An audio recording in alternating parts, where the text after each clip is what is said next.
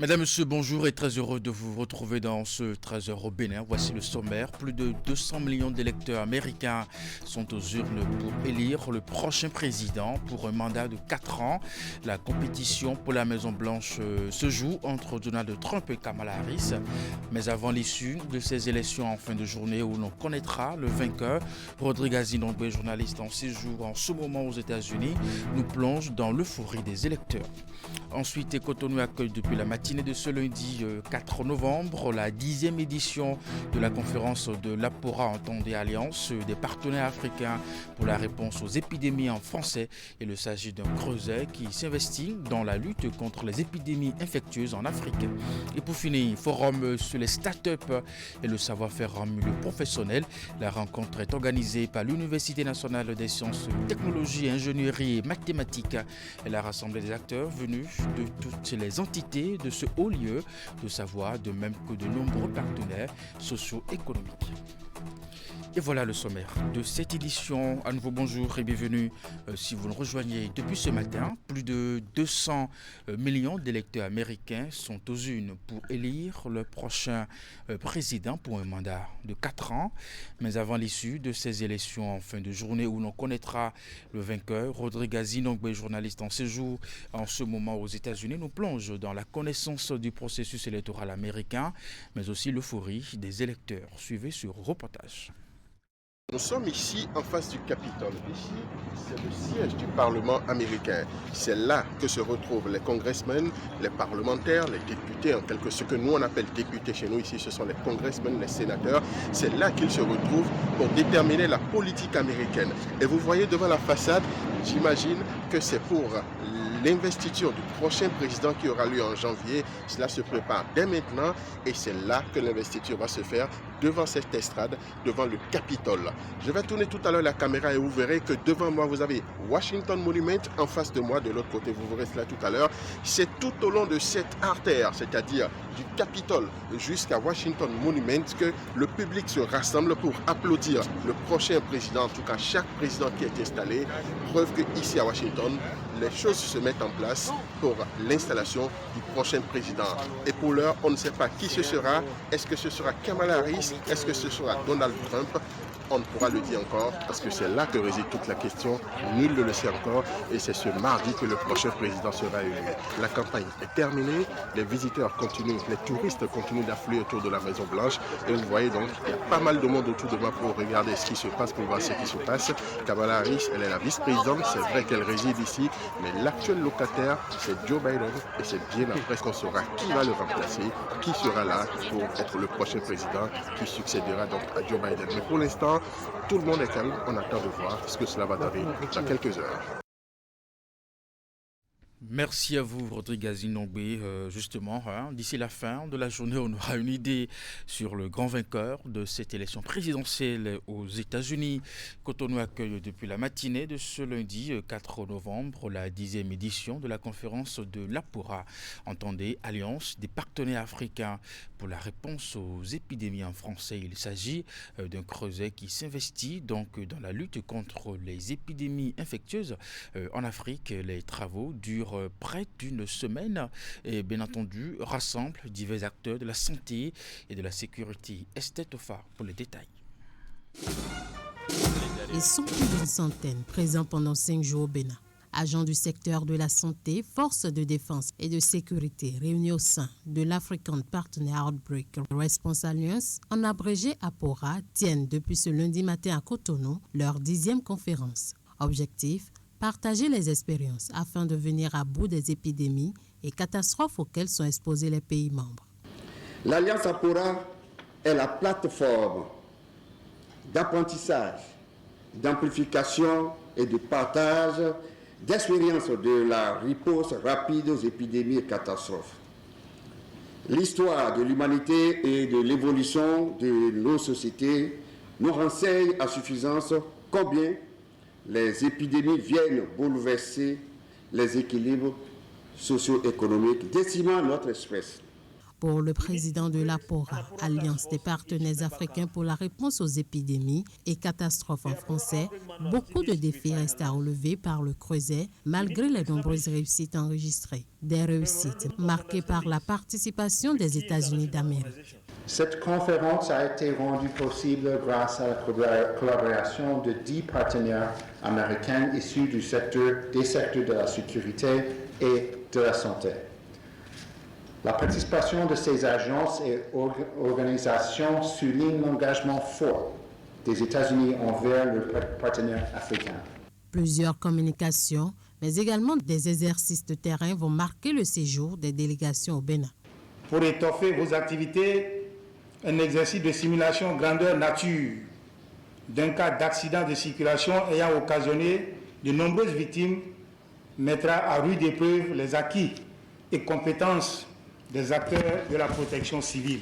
Dont l'un porte sur le secteur sanitaire et concernera la détection d'un cas de variole du singe qui est l'actualité du moment pour évaluer notre réactivité et notre efficacité face à une menace infectieuse, de l'isolement du cas à sa prise en charge par nos équipes du Centre des opérations d'urgence de santé publique, de l'équipe d'intervention rapide, de l'équipe de prise en charge du Centre de traitement des épidémies d'Abomey-Calavi, jusqu'au transfert de l'échantillon vers le laboratoire de fièvre hémorragique virale.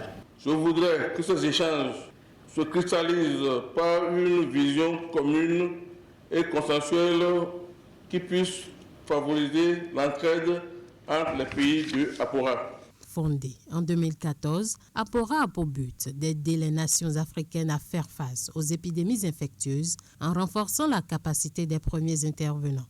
C'est un réseau qui s'étend actuellement sur 27 pays du continent. La ville de Cotonou est depuis ce lundi la capitale de la jeunesse ouest-africaine sur initiative du laboratoire d'analyse régionale et d'expertise sociale avec le concours du ministère des Sports. Et la CEDEAO, la jeunesse est invitée à se pencher sur les thématiques de développement, bien entendu, et d'unification. Ceci pour un changement de mentalité. C'est à travers les assises nationales de la jeunesse de la CEDEAO. Voici les images. Écouter la jeunesse avant d'agir. Un changement de paradigme que met en place le laboratoire d'analyse régionale et d'expertise sociale avec le concours du ministère des Sports et la CEDEAO à travers ses assises nationales de la jeunesse. À ce grand rendez-vous se décide l'avenir de la jeunesse, fait de lance du développement de la nation. Donc la question de fond par rapport à ce débat, de mon point de vue, c'est comment faire pour que les jeunes puissent se sentir à l'aise dans un espace intégré. Si on ne crée pas un espace intégré, je ne suis pas sûr qu'on puisse régler les problèmes de la jeunesse. Parce que la jeunesse a des besoins dont les plus importants est de s'ouvrir au monde. De s'ouvrir au monde pour bénéficier des avantages du progrès de l'humanité.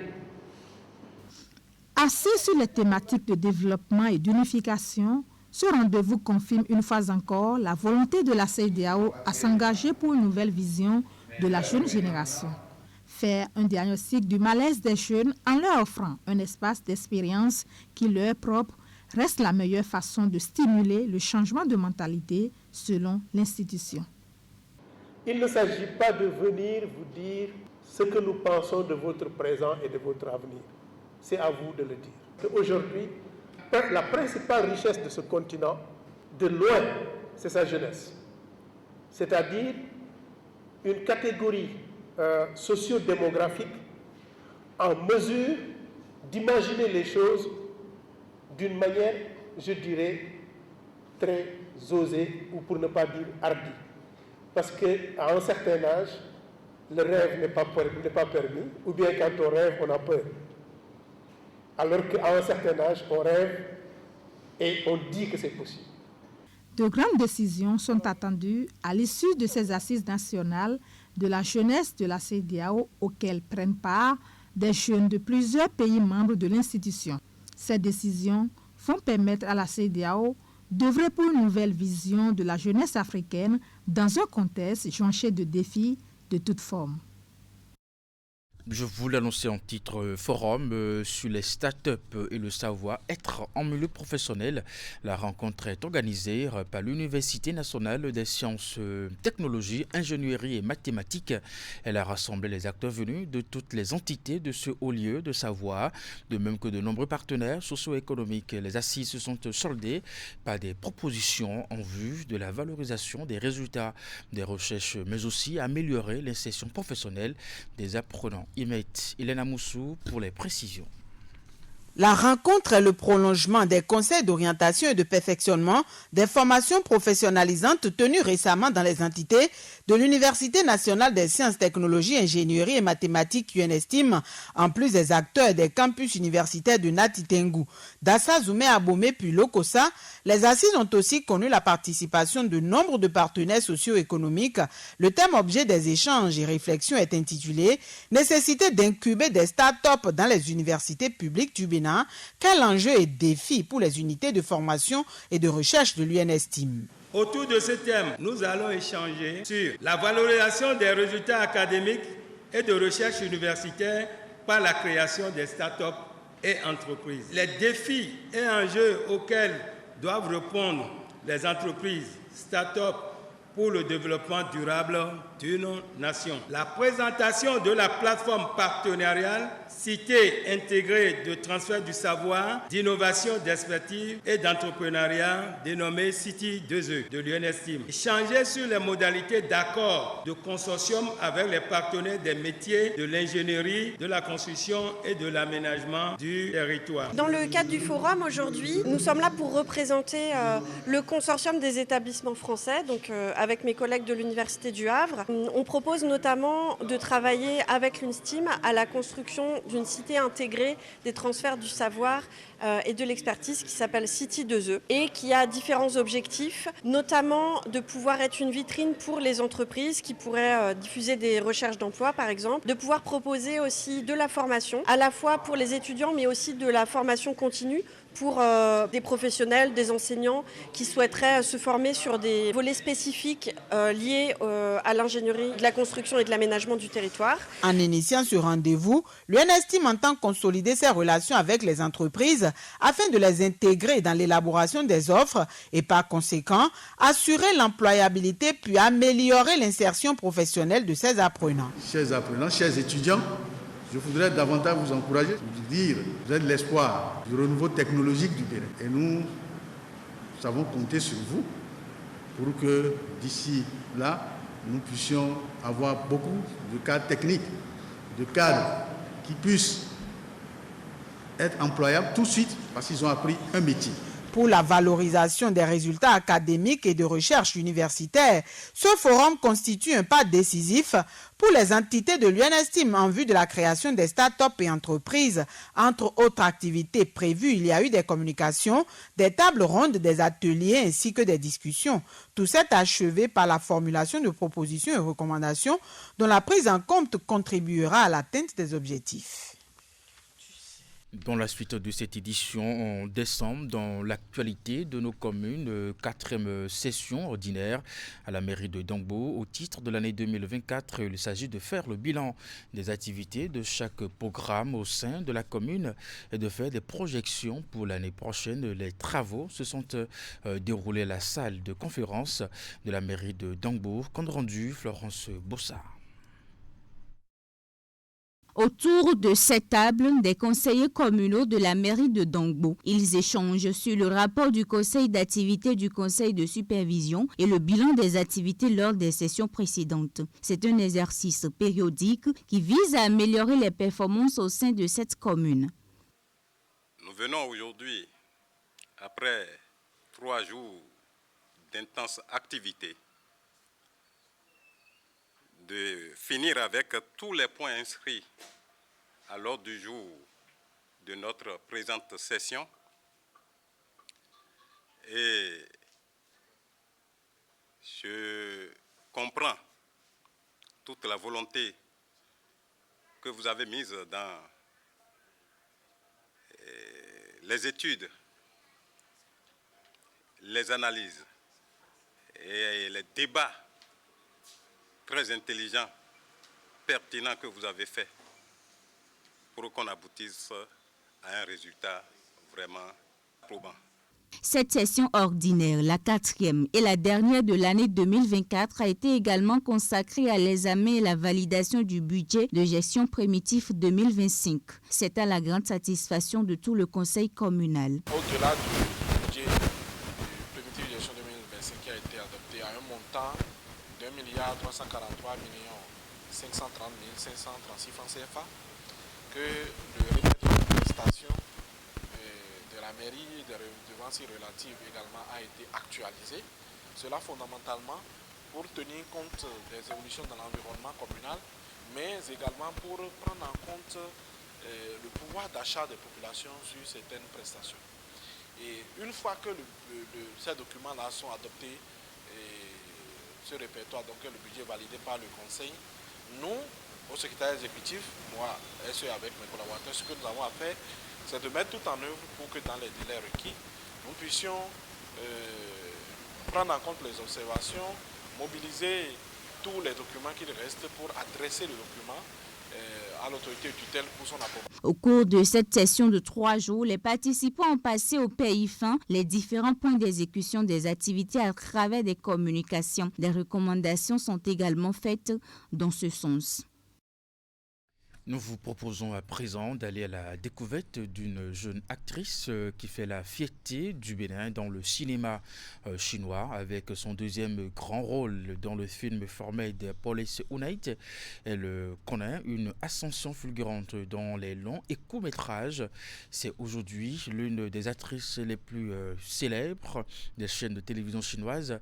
Elle a nom Raudo Alazi Soumaïla, mais ses fans chinois l'appellent affectueusement Mulan, qui en réalité est le nom d'un personnage historique chinois. Le portrait de la Mulan africaine nous est ici fait par Ulrich Gaba. Surnommée Mulan, Rauda incarne la force et la grâce, tout comme le personnage légendaire dont elle porte le nom. C'est une jeune béninoise au parcours atypique, mais très inspirant, et qui connaît actuellement une ascension fulgurante sur les écrans chinois. Alazi Raudo, c'est une fille qui a grandi, qui est née et a grandi ici au Bénin. Can you help me to clean up the tofu?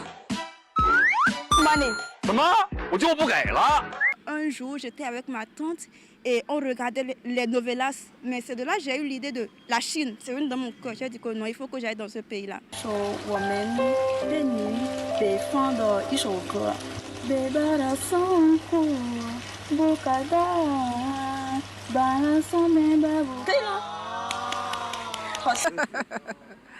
Oui, c'est ma nièce. Elle est un peu restée avec moi avant de partir.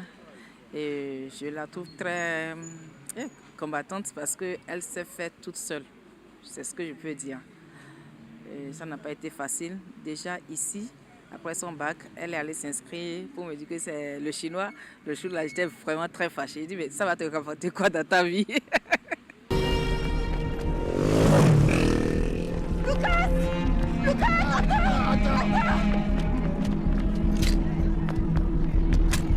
Il y a les militaires. Avec son rôle marquant dans le film Forme de Police Unite et sa belle performance dans la série Happiness Junkao, diffusée sur CCTV1, Raudat prouve qu'elle est bien plus qu'une simple actrice. C'est une pionnière qui ouvre la voie à d'autres talents africains dans le cinéma international.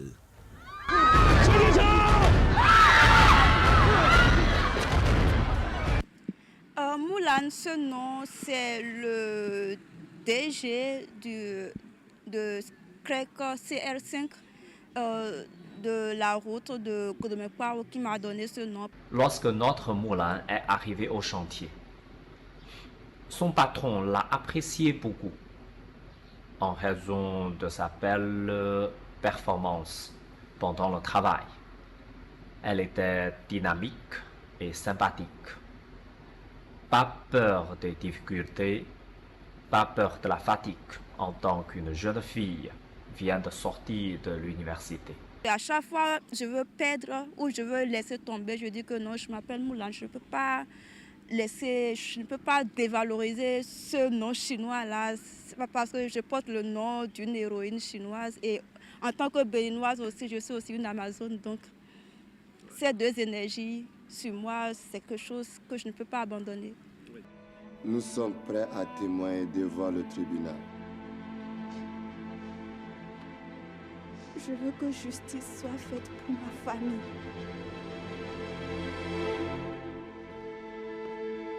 À travers son parcours, Raouda Soumaïla Alazi incarne l'espoir de la détermination.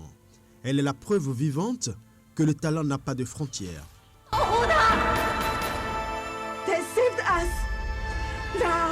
Elle incarne la culture africaine, en particulier la culture béninoise. C'est toute une fierté. Hein? Imaginez-vous, en fait, nous recevons les étudiants ici qui n'ont aucune base en chinois. Et si après leur formation, ils deviennent des champions, des stars, ce n'est que notre fierté. Je me souviens toujours le jour où nous étions à l'aéroport de Cotonou pour dire au revoir à cette jeune étudiante et souhaiter la bonne chance d'études en Chine. Et aujourd'hui, nous sommes très heureux de voir une étoile montante. Avec chaque rôle qu'elle interprète, elle tisse des liens entre l'Afrique et la Chine, unissant des cultures par le pouvoir du cinéma. Il y a une fan chinoise qui m'a écrit, elle a dit que c'est la première fois depuis qu'elle est née que sa grand-maman regardait les séries chinoises, parce que j'étais dedans. J'ai dit waouh! 我前不久，大概在2个月以前，我看到中国的新闻报道，就木兰在中国参与一个电影拍摄，跟世界著名明星成龙在一块儿，我感到特别的欣慰。我觉得这是中贝交往、中贝友谊，经过几十年的这种合作的一个非常闪亮的一个点。J'en suis sûr, elle sera le bon solide en servant non seulement les échanges entre le peuple chinois et béninois, mais aussi la promotion de l'amitié sino-africaine. Je pense que le gouvernement béninois a intérêt à encourager ceux qui font un effort personnel. Parce que Moulin, elle est partie, c'est elle qui a payé ses études, donc elle n'a pas eu la bourse pour continuer. Et l'université de film, c'est très cher. Il faut déjà que le ministère de la Culture l'accompagne mieux et les affaires étrangères. Il y a tout ce beau monde qui doit l'accompagner. Bien plus qu'un surnom, Moulane, l'Africaine, est le porte-flambeau d'une vision, une histoire, une voix qui mérite d'être entendue. Moulane 229, c'est le début d'un rêve entre la Chine et le Bénin. On va finir à présent avec le sport, un match de handball pour célébrer la fête de Toussaint à Abomey. Des professionnels de la discipline venus de tous les coins du pays se sont donné rendez-vous au stade municipal de la ville organisé en deux équipes, celle des orphelins et des non-orphelins. Ces hommes et dames ont produit du beau jeu et impressionné les spectateurs. L'occasion, en plus de célébrer le handball, tient également lieu de tests pour certains joueurs qui, bien entendu, évoluent dans le club professionnel de la ville. Voici les détails. Une rencontre entre professionnels du handball venus des 4 coins du pays. L'événement est à sa 8e édition. En rouge, des joueurs ayant perdu au moins un de leurs géniteurs, contrairement à ceux d'en face en bleu. Le match qui oppose orphelins et non-orphelins est une tradition ici au stade municipal d'Abomey. Il se déroule chaque année et entre dans le cadre de la célébration de la Toussaint. Puisque la Toussaint, c'est une célébration de vie en tant que vie et de vie dans l'au-delà. C'est tous les saints. Donc c'est depuis plusieurs années pour nous déjà une occasion de réunir tous les handballeurs venus de partout pour célébrer en ce jour saint le handball qui reste presque une religion à Abomey. Démarré avec entrain au niveau des deux équipes, ce match de gala a une fois encore été une véritable explication de handball. Durant toute la période de jeu, les spectateurs ont eu droit à une démonstration de talent et de technique de jeu chez les uns, mais aussi de plusieurs années d'expérience et d'ingéniosité chez les autres. Au bout du temps réglementaire, ce sont les non-orphelins qui ont remporté. C'est la fête. On n'est pas venu forcément pour gagner, c'est pour la fête qu'on est là. Mais au finish, c'est un jeu. Il doit y avoir forcément un perdant ou un gagnant. Les Bleus, les non-orphelins pour le dessus à un but d'écart. Ce fut un match vraiment intense. C'est la fête, mais il y avait du sérieux, il y avait du handball. Le jeu n'a pas été tactique. On a senti que c'est des joueurs qui ont fait preuve de leur expérience.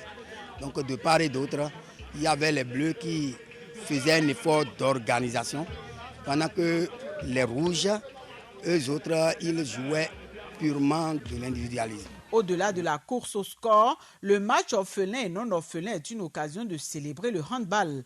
Dans le contexte actuel où se remarque une émergence dans cette discipline et avec l'avènement des classes sportives, joueurs, entraîneurs et autres acteurs de ce sport roi dans la cité des Weba-Djavi en appellent à la conscience collective. Il faudrait que les parents comprennent aujourd'hui qu'à travers le handball, l'enfant peut gagner sa vie. Et par rapport à ça, ils n'ont qu'à permettre aux enfants de venir travailler. Parce que plus on commence à la base, plus on a la chance d'aller aux élites. Dans les collèges, on ne cesse de sensibiliser les parents d'élèves. Et à force de laisser les enfants s'intéresser à la chose, ça leur permet aussi de s'épanouir. Puisque les enfants, s'ils n'ont pas des centres d'épanouissement, ça les amène dans d'autres choses. Surtout chez moi, là que je vois, il y a des enfants qui se donnent dans la délinquance. Alors que depuis que je les ai dit de venir handball, ils sont venus aujourd'hui. Même si on leur dit de rester à la maison, ils sont toujours présents. Bleus et rouges, une fois hors du terrain, se sont mutuellement félicités. Le moment a été propice pour partager un repas ainsi que des instants de gaieté. Déjà, les regards sont tournés vers une prochaine édition que tous souhaitent plus grandiose et plus retentissante. Le prochain rendez-vous de l'information, c'est votre bulletin à 16h, ensuite à 19h30, la grande édition de la soirée. C'est la fin de cette édition, mesdames et messieurs. Merci de l'avoir suivi, de votre fidélité. Portez-vous bien et à très bientôt.